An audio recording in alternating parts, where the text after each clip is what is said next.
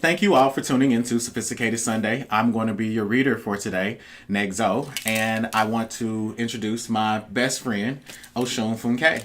Hi. Okay, Oshun Funke, do you want to tell us a little bit about yourself? Okay. I feel nervous. Okay, let me just relax. Me. Okay. I am Oshun Funke Ifa Tosin, also known as David Divine. I'm an Iyanifa. I am, and so for those of you who don't know what an Iyanifa is, I am an initiated priestess of the Ifa tradition. Ifa being a traditional spiritual system of the Yoruba people. It's not a religion, it's a culture. Yeah. So what's the difference between religion and culture? Help to explain that for the people that are watching. Well, religion basically means doing something over and over again. It's a prescribed way of doing things. It's a habitual, or it's religiosity. It's the way that you do something.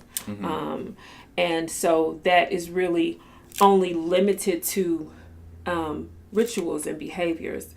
Ifa is a culture. It encompasses everything from language, food, attire, and a belief system. So it's a little bit more complex than just, waking up and going to church on Easter Sunday. So which is what a lot of people are doing today. Right. So you're a high priestess. So I would not feel comfortable prescribing that rank to myself. Especially because I'm kind of new to the tradition. You have to understand that in traditional Yoruba land, people start training from birth. You have an Esentaye done when you're born, and it What's that? reads Esentaye. It's like it's a combination of like a baby blessing and a reading of one's destiny. And a lot of other things. Certain protections are put in place and things like that. But basically, your destiny is revealed. So at that time, you know what your spiritual path, what your life path is. And so when that is done, those people or children born, into that tradition, they start training as early as 3 or 4 years old. So I didn't come into the tradition until, rather recently. Certainly after adulthood. So I have not been studying, as long as someone would have been who was born on the continent. So I don't really feel comfortable calling myself a high priestess. But I know that my bloodline is that of high priestesses. Yeah. Which means that by DNA, you have a rite of passage into Absolutely the Ifa system. Yeah. Yes, I have those privileges and that access. Yeah, because bloodline matters a lot when determining what your your core spiritual path will be, or even Absolutely. if you have, or even if you're able to access certain types of knowledge in that particular religion. Yeah. It's all predetermined by bloodline. I mean, you may want to be an herbalist, but if that is not what is in your bloodline, then you won't have access to the higher realms of that knowledge. I mean, you can put together some teas and some baths and probably help yourself and a lot of people, but the occult aspects, the hidden knowledge, that is by access given by bloodline. And so if you're meant to be a prayer warrior and you want to be an herbalist, you just really are kind of out of luck, Everything in its right time and right place. Yeah. And so by way of bloodline, you are following the tradition of being a priestess. Yes. So it's not for everybody to be a priestess. It's not for everybody to be a priestess, but that doesn't mean that people can't contribute to or take part in the culture or help people or help themselves or, attain the highest levels of joy from life. And that's the whole point. That's the beauty, I feel, of Ifa and other traditional African systems, because once your destiny is revealed, you can walk on a path that is going to give you access to the greatest amounts of joy and happiness and the least resistance. So it's really a gift to know what it is that you came here to do versus just trying to do what you want to do, because many times what we want is not necessarily what's best for us. Yeah, you always have to think about, as you've said before, what is it that I want? Why do I want what I want? And do I need what it is that I want? Yeah. Right. And so I wanted to take today to discuss something I was talking to you about earlier. which was people that want to pay for services. Because a lot, when I got on YouTube, the first thing that people were saying to me was, your prices are really high. And I didn't know what that meant. I still don't know what that means. Yeah. And I think half an hour for me is like $115, which is around about the rate for a 45-hour session for somebody that has a master's degree in social work to counsel you. And so I was putting my price point at that threshold because I wanted to work with an African American clientele that if you were scraping the money together, you knew that you were actually going to do the work so that your money could be multiplied from the advice you got, or you were middle class, upper middle class, or you were upwardly mobile and you were ready to receive the types of knowledge that I have. I was, at the time, I was perhaps being a little bit presumptuous in saying that, well, the knowledge that I have is very secretive and specific, and this is prior to me being initiated. And I felt that because of the rarity of my DNA, it should come at a premium. Exactly. Absolutely. And so how do you determine your prices? How did that work for you? Well, I determine my prices much the same way. I mean, my thinking is absolutely on par with yours, but also, I have a lot going on in my life. I own a thriving business. I have a family. I have pets. I have hobbies and humanitarian pursuits. And so my time is very valuable, and I must set a value for my time. And so I basically applied some mathematical principles to how much my time was worth. I set a value for it, and I have every right to do that. If you need an hour of my time, that's an hour that I'm not with my children. That's an hour that I'm not in my garden. That's an hour that I'm not pursuing my craft. And so I have to be compensated for that. And it's just as simple as that. And I have the right to determine how much my time is worth. Nobody else. But can you tell me a little bit about how setting a high price point will helps you to discriminate or filter out people that are not serious about doing the work? I mean, really, that's it. First of all, I mean, you said it all, Nexo. People value what is rare, except in the case of diamonds, but I digress. Because diamonds really aren't that rare. That's why I say that. And that, you're right? A jeweler. It was a diamond in the rough that I found. Diamonds are not that rare, but diamonds are very expensive. But people actually value what is considered rare or scarce. And so, like you said, the level of occult knowledge that we have, the secretive nature of the knowledge, what is required to receive that knowledge. Of course, we're not going to sit here and reveal the details of some of the ceremonies and initiations that we've been through, but believe you me, if you go through what we have gone through to attain certain levels of knowledge, you're not going to just pass that out. It would be reckless and irresponsible to do that, but you also feel some type of way like, no, do you know what I had to go through to get this? I'm not going to just give it away. So what was your question? You've already answered it, which was pretty much, people taking it seriously. Yeah. So when I first started reading cards, I was so excited to be able to help people and to be able to reveal things and to hone and tighten up my craft that I was just doing readings just to do them. Like if you would sit still long enough, I would do a reading for you regardless of who you were and what you had going on. And what I started to realize very quickly was that people were not following the advice that I was given. So here I am channeling ancestors.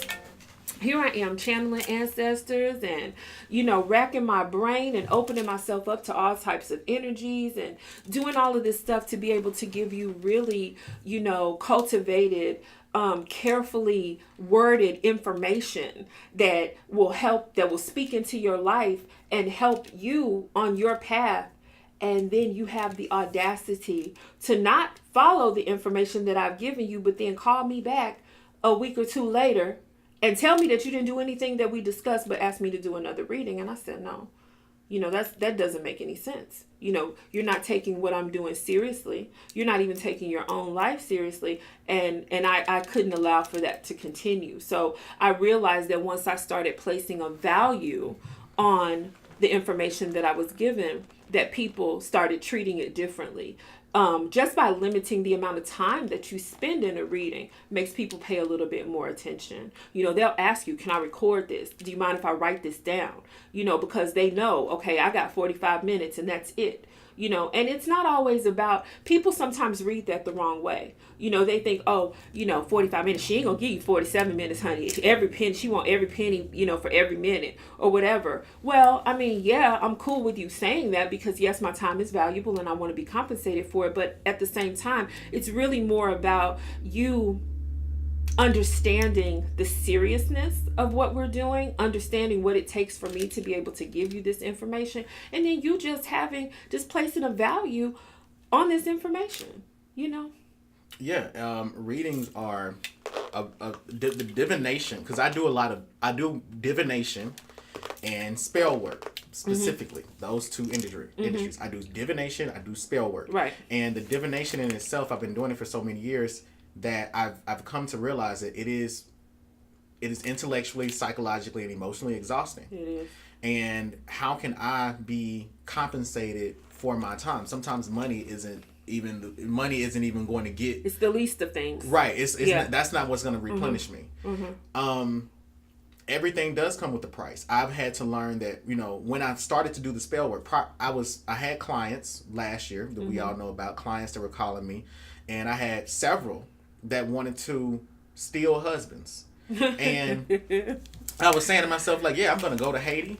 I'm going to do this work for these people. And I came back from Haiti and I came with the bags of herbs and I was like, I got to charge you for this. And everybody fell away. All the clients that wanted to steal these husbands, when they found out the prices that it was going to cost, they all ran away. None of them ever came back. And I realized in that moment that people don't want to pay for good information or really good services. But let me explain something else about that. So not only do they not want to pay, because see, for a lot of people, money is so precious. And like for those of us who have other gifts, and I say gifts in the true sense of it, gifts from God, gifts, right? Very valuable situations and circumstances and things. But for someone who maybe hasn't experienced that or doesn't have that, money is representative of their toiling, of their sweat, and they place a high value on money. But for us, it's the least of things, right? People who don't want to spend their money, that's really a metaphor or like a deeper look into the fact that they actually don't want to pay on an emotional or spiritual or karmic level. And so the fact that they would run away because you asked them for $300 or $400, it's like, fuck out of here, because you're not actually willing to probably put in the work to see this through or to stand there and accept your consequences. And you're not putting me in a position where I'm going to have to do it on your behalf because you didn't realize how serious this was. So when people are afraid of my prices or it scares them away or they walk away from it, I know that that's best for both of us. Right. And I've seen situations happen where, because right now my spell work is affordable and people think that it's affordable, but they don't know that the spells that they're getting are matching the price point that they can actually afford. Therefore, it's going to be the quality thing. So they're like, oh, wow, like this only cost me $150 to do. Well, yeah, it's a spiritual bath. This isn't me doing work for 3 days with prayers involved that's going to be, quadruple the price. This is what you can afford. This is what you can do. The price point meets your level of expectation. It is going to take a little longer for it to work. I've had incidents where I've quoted someone a price. They called me back a week later, the price point changed. And they're like, well, you told me it was this amount last week. Why did it increase? Well, the situation developed. Yeah. Now, not only do we have to break up somebody that's in a new relationship, we then have to attract them to you. So it's another work. So I feel that, everything does come with a price. People are largely ignorant to the process, but in their ignorance, we are patient, but it tries our patience at the same time. So I want to ask you something, because I know that a lot of people don't know this when they walk into having spiritual work or getting spiritual work. But you mentioned the price changing, and that has happened to me, many times. I think anybody that does work for clients and they actually consult with spirit before they roll out their prices How do you explain that to clients, or do you even explain to clients that you're actually consulting on their consultation? You get what I'm saying? Like Spirit is helping you set the price. It could be the entities that you work with, or it could be other colleagues, that you may have to go to. I know you and I have tag teamed on different clients and situations. Do you even bother to peel back those layers and explain, like, listen, it's costing this much because I have to go to an Ianifa to get this portion of it done, or I have to go to this person to have this preparation made, or I have to seek this ancestor or this Orisha or whatever. Do you do that? To a degree. So the way that, and I don't care if anybody uses, I would actually encourage other people to use this business practice, but I charge a $25 consultation in the same way that a cosmetologist would, to just like, I'm going to color test your hair, for the, you know, and if you choose the services, the $25 goes towards whatever. So the $25 consultation is actually a 3-question psychic reading. Okay. And the person asks 3 questions of their choosing about the situation. Then I go to Barone and I ask Barone, are you willing to do this? Typically the answer is yes, and then I say, here's the price. Now, if somebody asks me why the price is that way, the most information that I can give them is an itemized breakdown of what they're paying for, not the science behind how the work is going to be produced. So here you're paying for a bath, and you're going to pay for some candle work, and you're going to pay, and you're also going to be paying for, like I don't have a ritual room for you to, a temple for you to sleep in and spend the night. So, that definitely deducted from the charge in itself. So, the price is this way. But when it comes down to how's it's going to work, and these people don't know, you know what I'm saying? They don't know who Barone is. They don't, if they do, they probably wouldn't be asking why is the price this way. Yeah. And if they don't, then it's like, I can't really explain this to you. You just pay your money and just wait for it to work. I think that, but I haven't had any issues with this very masculine and I guess you could say very succinct transaction process. But I think that's because at my price point, the people that are getting spiritual work done through me have trusted me for so long with the divination element that they know that the spell work comes at a justified price. And hey, if you don't want to pay for the spell work, pay for another reading and then just do it yourself. Because it's pretty much going to be about the same price. And so somebody asked us in the comments, are you guys able to cast spells without any karmic consequences? Wouldn't you love to know? Wouldn't you love? Can we cast spells? Love to know? Can we cast spells without any karmic consequences? Well, the short answer is yes. Yes, we can. That's the short answer. That's the short answer. And I think I just want to leave it there. What about you? I'll say this, because you said this the other night. As a child of Barone, do I cast spells without consequences? Yes. But the consequences are that typically because of that, Barone doesn't care about the person's character. He cares about getting the work done. And sometimes, sometimes the spiritual work that you can do can infringe on your personal morals. And I don't have to worry about the consequences. The client has to worry about the consequences. So but yeah, in short, yes, there are other. That's a multi-layered answer. Okay. And let me try to give you guys and I think it's a really great question. And I want to try to give you guys a little bit more information on that. So depending on what type of priest or priest you are, depending on the entities, the Orisha, the Loa that you work with,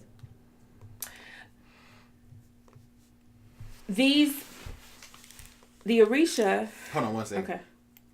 For the audience, there are consequences for the customer. There are no consequences for me. But yes, yes, because we are priests and priestesses, okay? And the priest's job is to serve the Loa, to serve the Orisha, okay? The Orisha want to work. That is what they do. They are forces of nature. and they want to work, and our job is to assist them in doing the work. So we're fulfilling our responsibility when we take a client and go to the Orisha and allow the Orisha to, or assist the Orisha in making real and measurable changes in that person's life.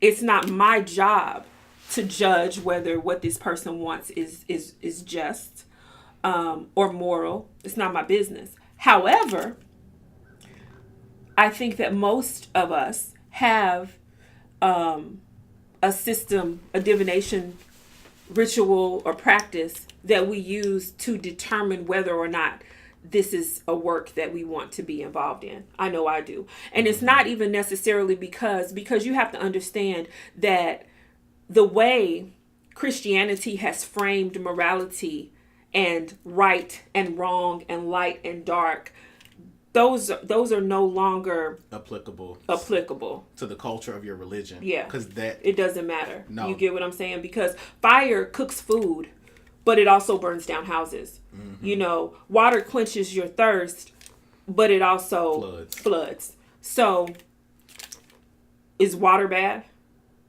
Is fire evil? They're both necessary. So you can't. I'm not going to say that what you want is wrong or bad or whatever. It just may not be something that I want to be involved in. It may not be something that the ancestors or spirits that walk with me are good at. It may not be something that they want to be involved in. It may not be something that the particular Orisha that sit on my head or walk with me are the best way to have that work done. And so as a professional, if it's not something that I'm able to confidently do, then I may direct you elsewhere or just say I can't do it. But rarely is it because, I think it's so bad, I'm not going to do it. You get what I'm saying? But then realistically, like if somebody wanted to people have had some crazy things, you know, and I'd be like, girl, that shit crazy. Are you sure you want to do that? You know, but it's not necessarily because I don't want to be involved. It's just me being a professional and me bringing you back to center. Like, are you sure you even want to spend your money, your time? Come on now. Right. No, you know? I've definitely had that. So with clients, I'll definitely ask them on a personal level, are you sure you want to go through with this? Because there are other alternatives that you can take. Exactly. And they're like, what's that? You can therapy. Yeah.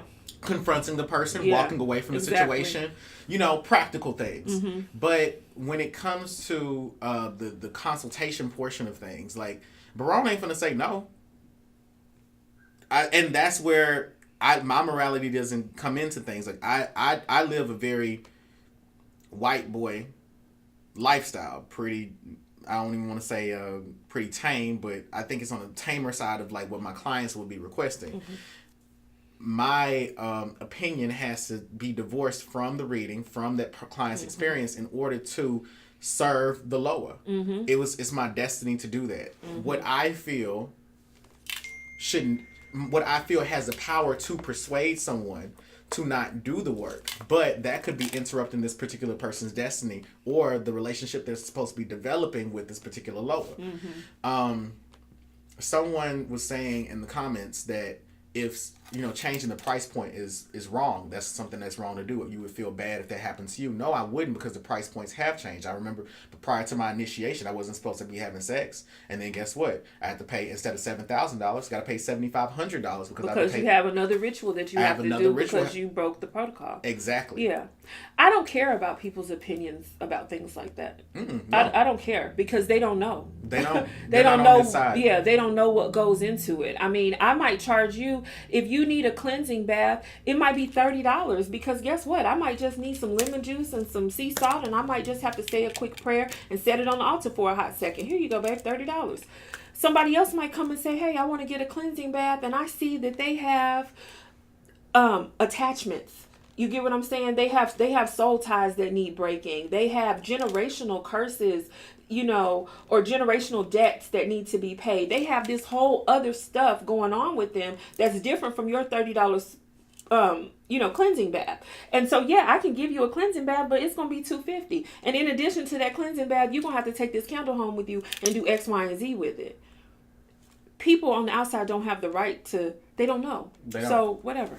Yeah. And I wanted to say that I have, as far as like your area of specialization, it is also, you know, that you're working with a good priest or priestess. I typically tell people when you're working with a good priest or priestess, when they won't do work, like they have, like, not that they're saying no to the work, but they're saying no to like putting it on their schedule, because it takes a long ass time to do. It's a lot of fucking energy. Sometimes you are in the cemetery, sometimes you are in a fucking swamp, sometimes you are at O'Shea Ifa praying for that person, and that's an additional labor cost. So it's not that Barone will say yes to anything. I won't always have space available on my calendar for someone to book spiritual work, though. Someone that's always doing spiritual work, I kind of question it. I'm like, I don't know if this is really working, because this should be zapping your energy in a way that you can't constantly do it. But you know, some priests have understudies and they have staff, people that they work with that can help them prepare things. You know. Well, yeah. I mean, if you are, but that person's not doing the work all the time. That's true. So the business itself, or the temple or the elay, the community you can go to that space and constantly get work done, but that particular priest can't do it. Can't do it all. No. The second is when someone says that they specialize in everything. Now, I know my areas of specialty. But that's what is that, an oxymoron? You can't specialize in everything. Exactly. You can't specialize. Yeah. And so I know that I do hexes, I do curses, I do cleansings, I do love work, and I break shit up. If someone comes to me and they're saying that they have issues with their health, I'll give you a consultation. Yes, but I'm not going to do anything else other than tell you, I got friends that are medical doctors that you can speak to. I suggest you go to your physician. But my god sister specializes. Yeah. She's a voodoo priestess. She specializes in the medical side of spirituality. Healing. Or in the instance where I've had clients where I'm like, this requires a deeper level of ancestral cleaning or purging that I don't really specialize in, and I have to refer that person to you. And so in that way, you're seeing a priest be a part of the community. So when you see a priest that's always doing work on their own and they don't have other people that they can refer you to, I would be weary of working with them. Absolutely. But, you know, we started the very first question that you asked me, I think, explains that. Like I said, Ifa is a culture. It's not a religion. So within that culture, you know, there are other priests and priestesses and people who specialize in different things and a myriad of resources, you know, that you can refer clients to, or even go to on the client's behalf to get that work done. Okay. So a lot of people on my channel are now saying, okay, then I'm going to stop entertaining a lot of what they're trying to speculate. They're saying that supply and demand determines the prices, but I think that again, here it is. People are using westernized concepts, which is the supply and demand is a cause and effect relationship that comes out of European thought. It's not applicable to African spirituality. There's no supply and demand here. We don't have a supply and demand system. What you have is an assessment of your DNA. Everybody's DNA comes with a different coding. The coding of your DNA may unlock for Barone to say you get a $30 cleansing.